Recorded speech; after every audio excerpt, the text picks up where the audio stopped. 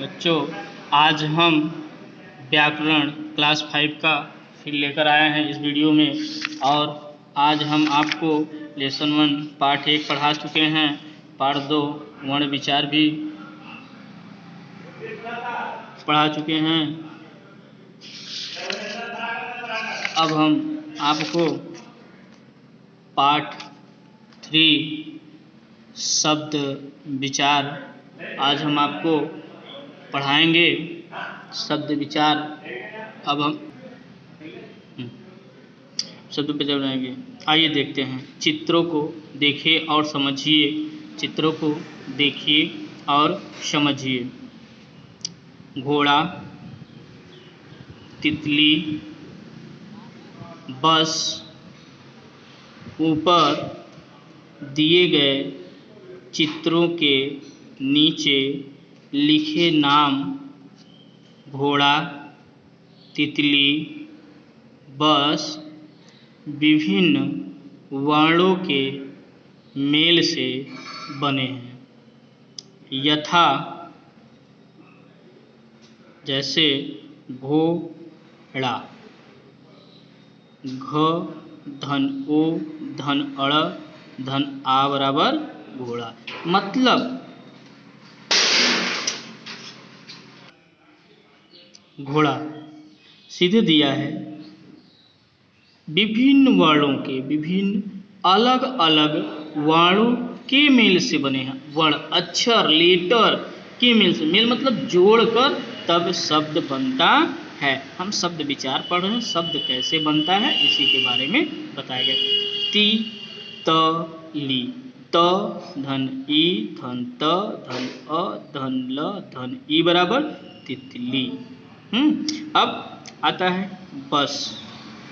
ब धन अ धन स धन अ, क्या हो जाएगा? बस। ठीक, आगे बाईं ओर से लिखे तीनों शब्दों का नाम है, क्योंकि इनमें कोई न कोई अर्थ प्रकट हो रहा है। कोई न कोई अर्थ प्रकट हो रहा है। वर्णों के मेल को शब्द कहते हैं। अब शब्द किसे कहते हैं, फिर से ध्यान से सुनिए कि शब्द किसे कहते हैं। वर्णों के सार्थक मेल को शब्द कहते हैं। सार्थक, जिस सार्थक मतलब जिसका कोई अर्थ निकले, माने निकले। जो शब्द आप बोल रहे हैं, जो शब्द आप कह रहे हैं, उसका कोई अर्थ निकले, उसे हम शब्द कहते हैं। अब आइए देखते हैं शब्दों का वर्गीकरण। क्या देखेंगे? शब्दों का वर्गीकरण। आइए देखते हैं। हिंदी भाषा में शब्दों को 3 आधार पर बांटा गया है। हिंदी भाषा में शब्दों को 3 आधार पर बांटा गया है। नंबर 1, पहला देखिए, उत्पत्ति के आधार पर। उत्पत्ति के आधार पर। दूसरा, बनावट के आधार पर। तीसरा, प्रयोग के आधार पर। ठीक है, प्रयोग के आधार पर। नंबर 1, उत्पत्ति के आधार पर। सबसे पहले उत्पत्ति है, तो आइए सबसे पहले हम उत्पत्ति पढ़ते हैं। फिर हम बनावट के आधार पर पढ़ेंगे।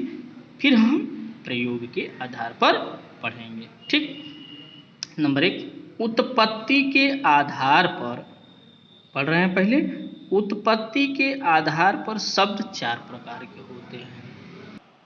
उत्पत्ति के आधार पर शब्द 4 प्रकार के होते हैं। ठीक है, सबसे पहले पढ़ते हैं क। तत्सम शब्द वे शब्द जो कि संस्कृत भाषा से ज्यों के त्यों ले लिए जाते हैं और जिस रूप में वे संस्कृत में होते हैं उसी रूप में हम उसको लिख देते हैं, उसे हम तत्सम शब्द कहते हैं। ध्यान दीजिए बच्चों, क्या ध्यान से देखिए, ध्यान से सुनिए, ध्यान से देखिए।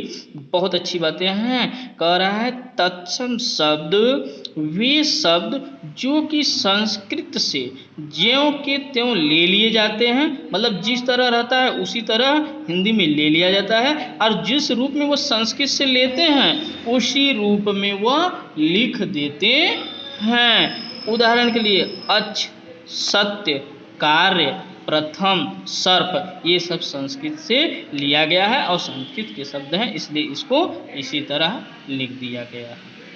आइए ख, तद्भव शब्द।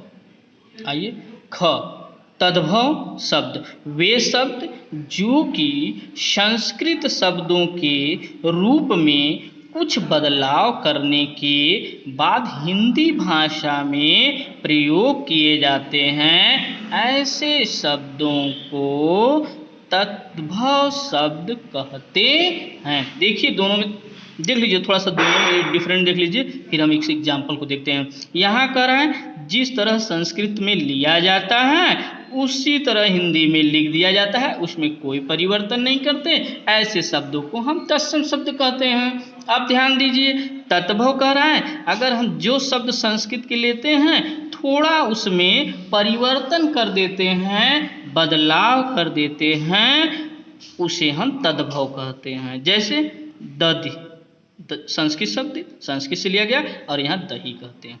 सत्य सच कहते हैं, ग्राम गांव कहते हैं, और कर्ण को कान कहते हैं, आदि आदि।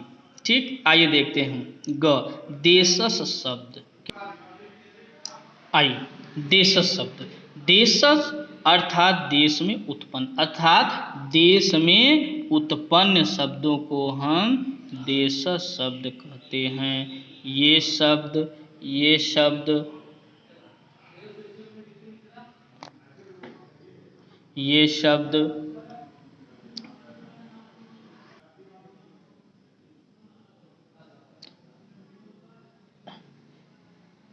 देशस अर्थात देश में उत्पन्न ये शब्द भारत के विभिन्न क्षेत्रों से तथा आम बोलचाल की भाषा से लिया गया है। जैसे पैसा, जूता, खिड़की, पगड़ी, डिबिया, यह गांव के क्षेत्र में आम ये सब भाषा बोला जाता है। ऐसे भाषा को, ऐसे शब्द को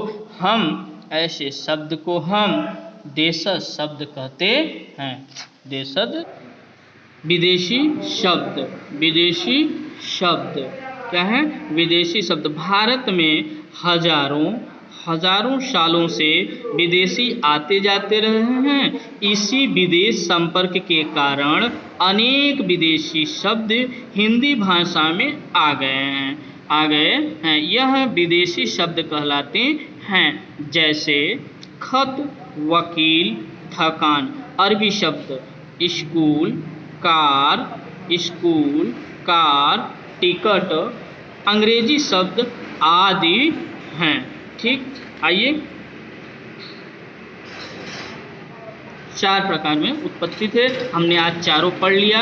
हाँ, अब हम नेक्स्ट वीडियो में अगला पढ़ाएंगे और फिर अगले वीडियो में हम पूरा पढ़ेंगे। Thank you.